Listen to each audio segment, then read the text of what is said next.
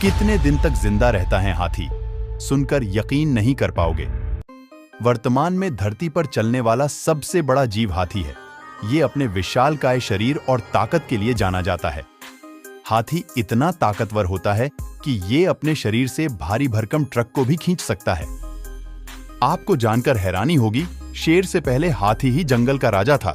हाथी का वजन लगभग 3000 किलो तक होता है, जबकि जन्म के समय हाथी के बच्चे का वजन 90 से 120 किलो तक होता है।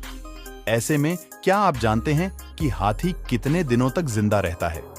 दरअसल हाथी 45 से 50 साल तक जिंदा रह सकते हैं। वही अफ्रीकन हाथी 60 से 70 साल तक जिंदा रहते हैं।